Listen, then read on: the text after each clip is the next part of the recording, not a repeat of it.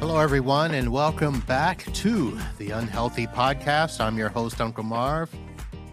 Today, we are having part two of my conversation with Creestani. If you missed part one, well, we dug into her story of walking away from what looked like a successful life on paper and what it really means when your body and your intuition are waving the red flags and you keep trying to ignore them. So today we're going to talk about that next step, get into inner authority and the work that she is doing through her company, Willow Healing. Catherine, welcome back. Thank you for having me back. I'm excited to see where we go today. So am I. So am I.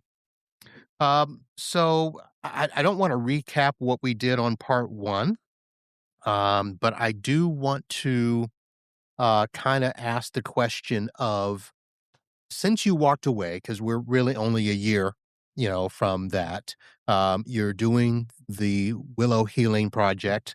And what does a day in the life look like for you now? Depends what day it is.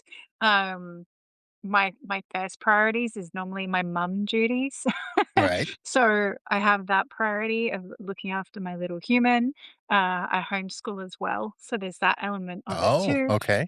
And then yeah, and then also, um, I have my own podcast, I do my writing, I've written some books. So really it just kind of evolves to I literally before I go to bed, I see what I have on the next day and then allow that to fold out. I do make sure that I have enough time to do nothing on some days and just allow. So 2 days a week, I make sure there's absolutely nothing booked in, because that's what I need to balance back out. And, then I still have some psychic hotline work and then also, fitting my clients in there. And my clients and I work probably a little bit differently. So we had this relationship where they just reach out to me and then we create a session or we do what we need to do in that moment. And because I'm quite intuitive and they trust me, they'll be like, okay, here's what's going on. I'm like, okay, well, let's do that. We have to do this, this, and this today. And this is what the session will look like. And then we'll just see what else comes through. And it's very much about creating that supportive environment and allowing my clients to do what they need to do. But it's sometimes I need to remember too, like not to look at my phone because sometimes I'll have 100 messages on WhatsApp. I'll be like, no, no, no, no, no, no, no, no, no. I just need a moment for me. So really coming back and learning how to re-regulate my nervous system's kind of been my last year because when I first stepped away from working, I felt like I had to overschedule myself. So I was, doing lots of interviews and doing lots of podcasts where I was interviewing people as well and had to write and had to do this and had to do this. But I really didn't. I just felt I did. So it was really about finding that balance again and coming back. My favorite days are the days that I really have nothing on and seeing what comes from that. Right. And then, it allows me time to write if I feel like writing and allows me time to edit podcasts if I feel like editing podcasts or, doing what I need to do. But if I schedule that too much into my life, then I find I get really overwhelmed and then I don't go in flow. Instead, I'm just creating this hustle kind of idea and losing what I feel I need to do that day. Mm, interesting. Uh, all right. So I have podcast questions that I'll ask you later. Talk about that. So I guess my question now is when we, talked about transitioning out of uh, the old life, the corporate life, the hustle and bustle. When I asked you what came next, you immediately said the psychic hotline. So I guess the question is, did Willow healing come after all of that, or was it a part of that? How did that how did that transition? Willow healing was kind of being birthed because I like to do things at Okay. multiple times. As I was still working as a speech language pathologist. So I was doing it in the background, but how I worked with clients was completely different because I was still finding who I was in this world, right? Of spirituality, if you will. So when I started working with clients, I did something called channeling. So channeling is where you step into other dimensions or realms, if you like, or in my case, I tap into other people's spirit teams and I allow the messages to come through me. So I'm just kind of like a radio receiver and picking up the signal. That shifted. So how I do that is a lot different and a lot quicker, and I can do it really quickly. But then I was like, oh, maybe I'll do medical intuitive work. So medical intuitives are a whole different game. I have so much respect for them. I can't do it. I can do it, but I don't want to do it. I don't understand. How do you what's a So medical it's intuitive? yeah. So if someone comes to you and they have an issue, say they've been going to the doctor for a certain pain and they can't figure out what it is or where it comes from, you can use intuitive skills to scan the body and to figure out the origin of that and also get insight. So really talented medical intuitives, they can sit there and go, all right, you need this test, this test, this test, go take this to your doctor and get these tests done. This is what I feel is happening. We can't technically diagnose, but we can, list these kind of symptoms. Okay. So when I did a lot of sessions practicing this because I wanted to practice it because I can actually feel other people's pain. So it was at a point where I'd be like, walk up to somebody and go, is your left knee okay? And they go, no, it's been killing me. I said, your mum's doing something to kick your legs out from under you. And they'd be like, oh, how did you know that? I was just did. And they're like, "But how did you know it was my knee?" I said, "'Cause I can feel it in me." But I had to learn to shut that off, and I was really grateful because 'cause I've actually had that my whole life. So I would go to parties when I was a teenager and when I was in my early 20s, and in Australia, we can drink at 18. I just wanna preface that. Okay. So it'd be like 18, 19, and rocking up to these parties, and I'd feel incredibly sick, and I just put it down to I drank too much or something I ate, but really I was feeling everybody else. I was feeling everyone else getting sick because they drank too much. I was feeling everyone else because it was just too much for me. I didn't know that until much, much later in life that that's what was going on. Um, so then I tried medical intuitive hat, and I was good at it, I guess, to a point, but I didn't want to sit there and keep attracting people who were constantly in pain because a lot of them found it hard to work on themselves and accept that there's things that needed to change in their life. Um, and sometimes I got something so accurate, Uncle Ma, that even I questioned how it could be so amazing. So I had this one client who she had this constant pain. I can't remember what it was, but what came through was the exact acupuncture point that her acupuncturist needed to do to relieve that pain. Like I wouldn't know. I go experience acupuncture, but I wouldn't know what anything meant. So it was like a letter and then a number, and she went and told her acupuncturist, and that's exactly what she needed. So, there's these things that I'm like, I can't, you know, that's not me. That's just me standing to a side. And then what ended up happening was I started to get people who were starting businesses. So then I was like, oh, maybe I'm meant to be like a business coach and use my intuitive skills to help guide them on their right path and learn to listen. But then as I mentioned at the end of the last show, that evolved into relationships. But really it came down to relationships with yourself. Because most people who I work with, they'll come because their relationship is breaking down, but really they're so disconnected from themselves and what they want in their life and what they want to choose that they can't even dream. So I have Mm. clients and I said, "All right, what do you want 5 years from now?" And they can't even get past the next 5 minutes. Right. So really coming back to themselves is such a powerful thing. And that's how my business kind of evolved to where it is now, essentially. Yeah. Okay. So before I ask more questions specifically about your business, I want to ask the name Jonathan Edward. Does that mean anything to you? No. So Mhm. Jonathan Edward was a gentleman uh, who, so I was introduced to him. He did a TV show and he was introduced as a psychic slash medium. And he would basically go into a room of people and just start relaying uh, either messages or things from the other side. And, people would come wanting to hear from, a relative that had died or a friend that had died. And John would, you know, of course, ask questions like, well, okay, I'm getting somebody who, likes to, you know, hit a spoon on a wall and it's from somewhere and he would, they would find the people it was so I was so if you don't know him, I'm just making a bunch of rubbish.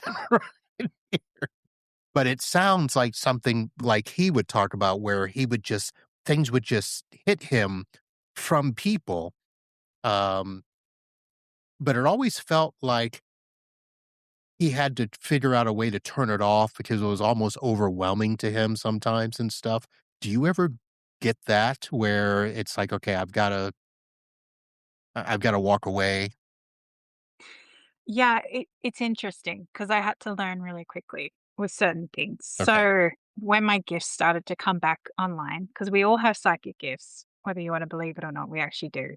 But as my gifts started to come back online, the spirits started to come through too. So it was funny in the space of like 2 days, I had Right. two people tell me you need to go put on contracts about the time they can come and talk to you. Otherwise, they'll just show up all the time. And I'm like, I'm new to this. That's not going to happen. Like whatever. I kid you not, the next day, Uncle Marv, I was like, okay, all these spirits are showing up at all these times of the day. I need to go put some contracts in. So I did. And then I started then learning processes of how to disconnect myself from people's energy as well. Because when I was channeling, I was kind of tapping into their energy. Now I do a completely different way. But I would do things to like kind of cleanse my energy. Then when I started the psychic hotline work and I speed dating, right? So it's like, this person has 15 minutes and like, oh, okay, go, go, go, go, go. So I'd have to turn on really quickly and then turn off really quickly and disconnect. So I actually asked my spirit team and said, hey, you know, what are some tips you have for me connecting and disconnecting? So I'm not going to get drained. And so I'm not going to keep thinking about these people after I hang up from them, not because I don't care, but because I have to move on and go to the next person. And I don't want to sit here all afternoon percolating on someone else's Right. life, right? So I put in things in place. And often when I get messages through, I'll tell my clients if we're online or if we're in person, do you want to record this? Because I might not remember what comes through. And it's on purpose that way. So if it's important that I do remember, I will, or sometimes they'll be talking to me about it, and I'm like, "Hang on a minute," and then I'll kind of get the memory. If you imagine, like, someone putting the book back in my head, "Oh, okay, great, I remember now." Um, because it can be very overwhelming. I don't know how people do group medium sessions. I think it'd be so much energy. I find it hard enough to hold space for a small group. I can do it quite okay, but if it got quite big, I'm not at that point just yet. I'm telling you, I'm just hearing yet, you know, Right. but to do all that psychic medium work in such a big group, it would be overwhelming because there'd be so many energies coming at you.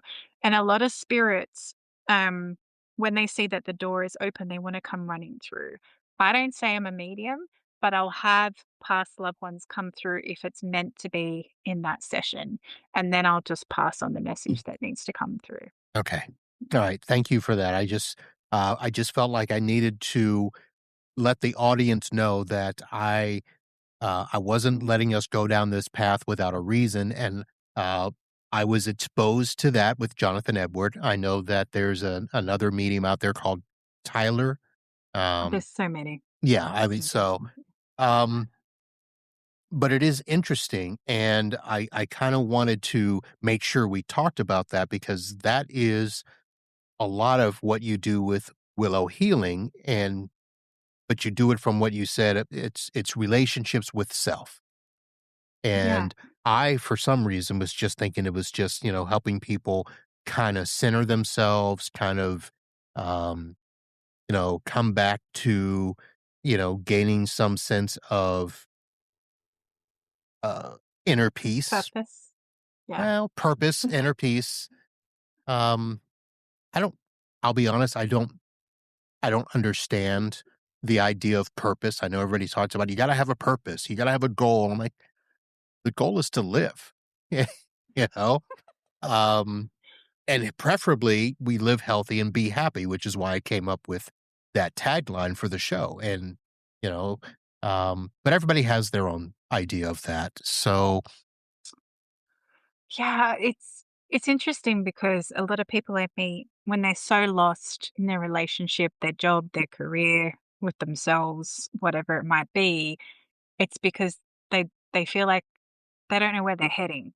It's like they're living everyone else's dream or living on everyone else's expectations, right, and they forget to allow themselves to have something that they want, you know? So it doesn't have to be massive, but it can be if you let it be. So when I first stepped into my spiritual work, I had this dream of building a healing center where, it would be a place that people could come and be creative. They could paint, they could cook, they could learn, they could have therapy, like with different types of practitioners.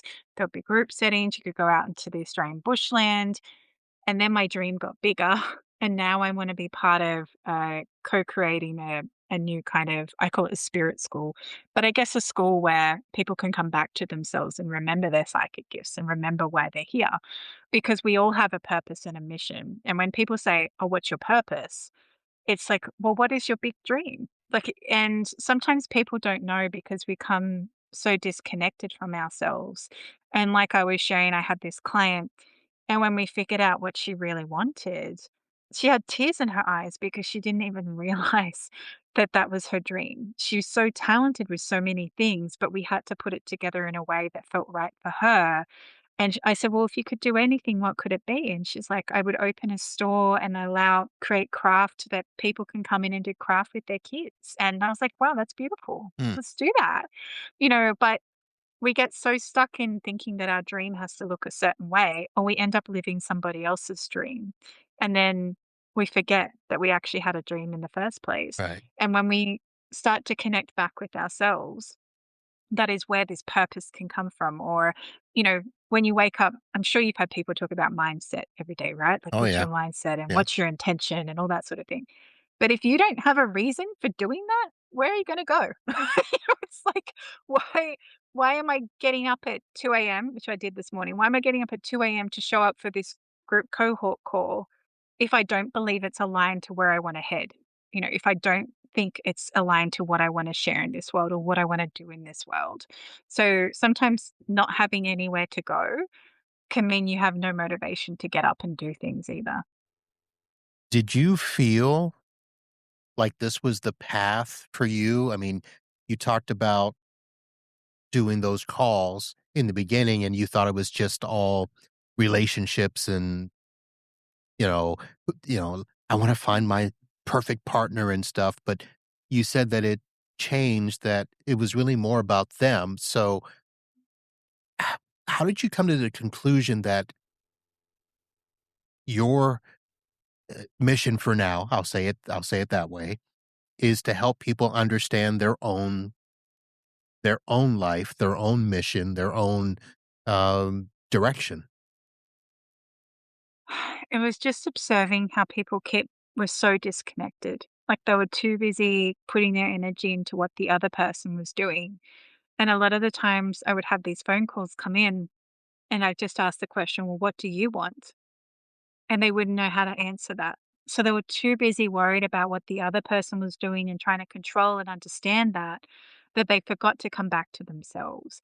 And the thing is, we've been so conditioned to disconnect from ourselves, right? So my favorite example that I've heard, it's not mine, but I'm going to use it, Okay. is that if you go to leave the house and your gut or your intuition is saying, grab an umbrella, but instead of grabbing the umbrella, you pull up your weather app and you say, "Oh, but it's meant to be sunny today. I don't need my umbrella."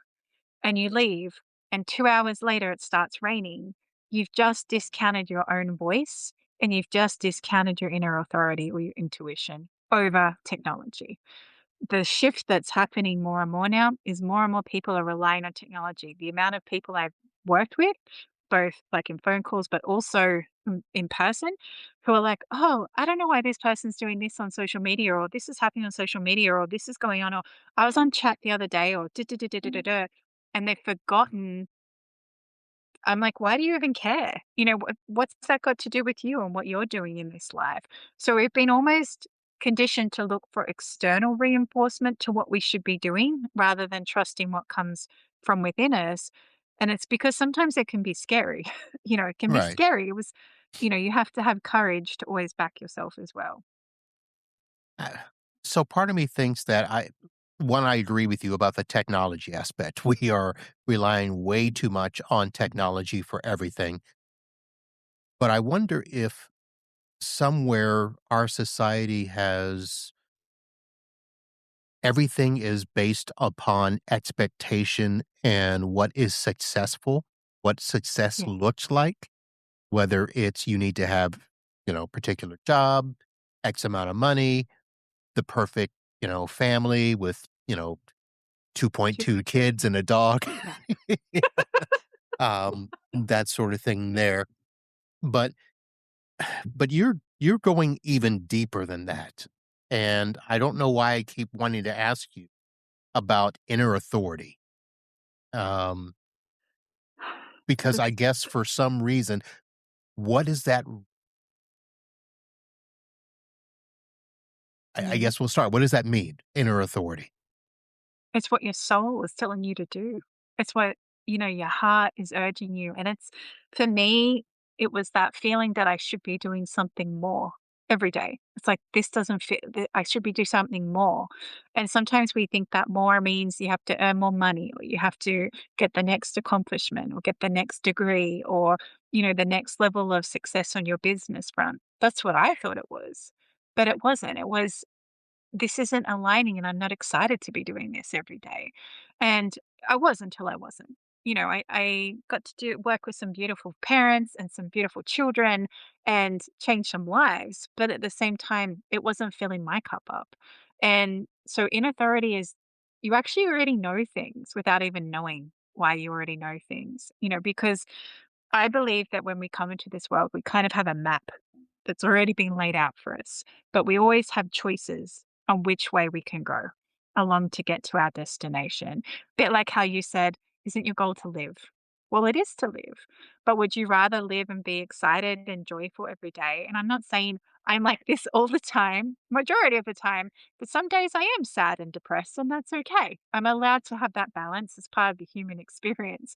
But it's when you feel that all the time. I don't hit the snooze button on my alarm, I just get up. I know people that wants to hit snooze button on life all the time. So really coming back to what do I want to choose in this moment and really honoring that and learning to listen to that again. So we have two voices. We have the inner authority voice, which is this beautiful, supportive kind of one that keeps you going on your journey. Sometimes it can be tough love, like my quit, like quit, that's it, quit. You need to quit your job. But it's different from the mind. The mind is where it makes stories, it will go on this crazy tangent, it will tell you all the things that you can't do. We shouldn't listen to that one. It doesn't mean it will ever go away, but it just means we learn to discern and learn, okay, what's my truth in the moment? And that's the biggest thing I teach anyone, my clients or people that listen to my podcast or people I talk to. What is your truth? Because you're the only one that knows your truth. What is right for Joe is not right for Bob. You know, it's what feels right for you in that moment, and that's where that and learning to listen to that and then act upon it, that is inner authority. Okay. Now, in my head, I'm thinking, okay, that sounds easy. And most people would be like, you know what? Even if I knew what it was, it's too hard to just make that switch and, walk away from stuff and take that leap of faith or whatever it's called. Um, so if somebody comes to you and they have that gut feeling that, something's got to change, but they're too afraid, what are some starter steps that you can help people with? Sometimes it's just bringing one thing back into their life that makes them feel joy. And joy is such a beautiful emotion. It's different from happy. Happy is a moment in time, whereas joy is a lasting thing. So some of my clients, they're like, I love painting. all right, well, can we create time in your day that you do painting or once a week or however that looks in your schedule? I have some clients that love producing music, like they make music. I'm like, okay, well, why don't you do that at the start of your day instead of the end of your day? Because when you get to the end of the day, you've just told me you're exhausted and you're tired and you just want to crash. And what they do is by starting it with the start of the day, all of a sudden they have all this energy because they've done something that's exciting and that's joyful and makes them really happy. And I got taught from my old coach about doing a life audit. So you A just life sit audit? down, a life audit. Okay. So sit down and you write down all the things you do in the day. And then you have a look at, is anything in there make you feel joy? Is anything exciting? What do you have to do? What do you choose to do? And really start to think about that. And then the things that you have to do, can you reframe that so it feels more aligned with who you are? So, for example, I have to do the washing. I can say it that way. Or I can say I choose to do the washing because that's how I support my family. And then I have clean clothes to wear to interviews. So, you can reframe it so it aligns with how you are if it's something you have to do, or it's those mundane tasks that just need to get done, right? Like eating. I'm not a big cook. I love baking, but cooking and me, I'm like, I'm okay once I'm cooking, but the whole idea of getting to the point of cooking, but I'm like, no, I rather nourish my body with something that I know is really yummy in my fridge than go get the takeaway and then I feel terrible for the next 3 or 4 days because I ate that. And I'm not discounting that. We can all have our cheat days or whatever, but it's those choices that you make in the moment. And a lot of people get stuck on, but why I can't do that. And then when I say, "Why not?" They've never thought about why not.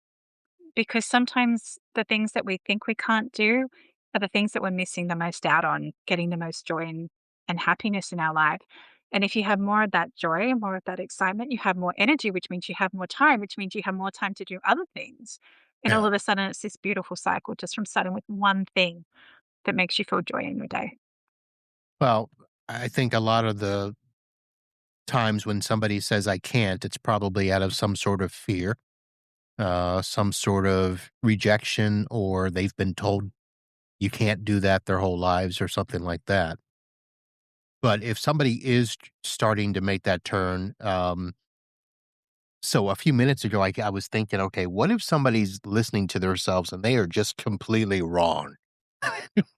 Because like there are times where I'm thinking, okay, why does that person that is, and I mean, granted, I may not know, whether they're wrong or not, but there are times when people do stuff and they're like, oh, I shouldn't have done that. Um, are Well, there common mistakes that we make when, listening to ourselves? I feel this is part of the journey, right? Because we're so afraid of failure and getting it wrong that we don't even want to try half the time. Okay. And it's from failures and trying that you learn. And so you might do something and, and it's completely wrong. And that's okay.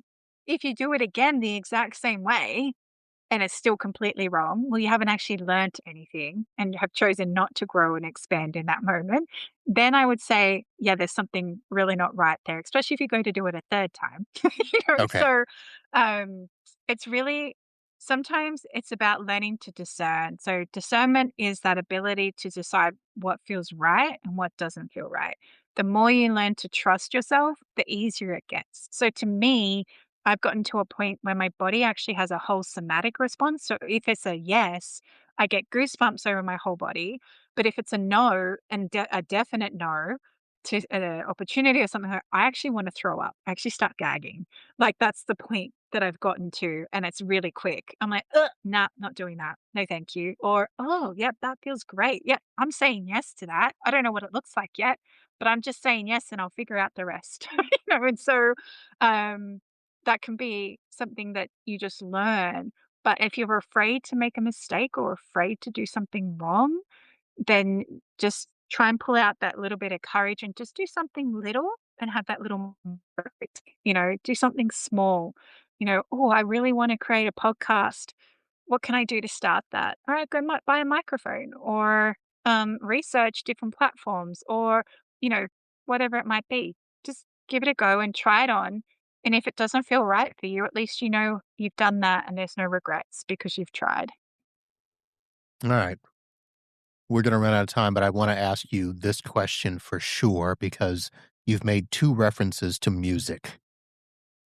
And that sounds like it's a big thing for you. So, do you have a song or artist that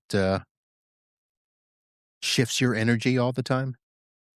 Hmm. Do you know what's so funny, Uncle Marv?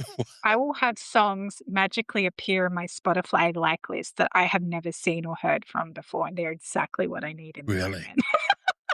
Yes. Is there a particular genre or just a song that would be a song you would never have listened to? Correct. Just Okay. randomly will just show up, and it happens so often. Um, but the ones that have showed up recently was like one by Linny, I think, Linhy, and it's Whispers from My Future Self. And I just needed it in the moment, like to remember sometimes when we're on the other side of the journey, it's easy to see how hard it was whilst we were in it. And it Mm. was just this beautiful song that showed up. But yeah, it's amazing what shows up on my playlist. I'm like, I don't know where this came from, but this is great. Thank you. Thank you very All much. right. We'll have to talk about that some more. I I listen to a lot of music, but I don't pay attention to what shows up. But usually I'm listening to the same songs over and over. So that's why I asked that. So, all right. So we certainly did not cover everything. I hope that I can ask you in the future to come back and do another show with me. Sure. Um, but folks, willowhealing.org. And I like the front page you have there. You already know. The question is, are you ready to live from it? And then you also put in here, you're never too old or too young to be reacquainted with your soul. So that, and then of course you've got the Willow Healing Matters podcast. I do. And actually you've had a couple of shows on there. I do. Um, it was funny. You had a show one, you had a guest talking about mushrooms. I did. Yes. Yes. Um, what was the other show? Well, we'll talk about it later, but, the Willow Healing Matters podcast, folks, she's got some good stuff on there, and, she's also an author, got a bunch of articles out on the web, for a huge magazine, Brains, Brainz, so we'll have links to all that. Catherine, thank you very much for coming on. Thank you so much, Uncle Rob. Any last thoughts you wanna leave people with, since I feel the biggest thing is that if you have a dream, just take a step towards it and see what that feels like. Mm, alright, listen to your gut. listen to your That's gut. what we have to. All right, folks, that is going to do it for this episode of the Unhealthy Podcast. Thank you to Catherine Creestani for coming on. Well, all I can say is don't just let this be another episode you listen to and move on from, because that would be ignoring your inner authority. So take a minute after this to sit quietly, check in with yourself, ask the question, where am I overriding what I know is true for me? If you found value in this conversation, share it with a person you know in your world who's clearly running on empty but won't slow down long enough to admit it. Make sure you're following the show on your favorite podcast platform. Everything will be at unhealthypodcast.com. And let me know what you think. Hit hardest for you. Send me an email, check me out on socials, and follow the Unhealthy Podcast. That's going to do it, folks. We'll see you soon. And until next time, live healthy and be happy.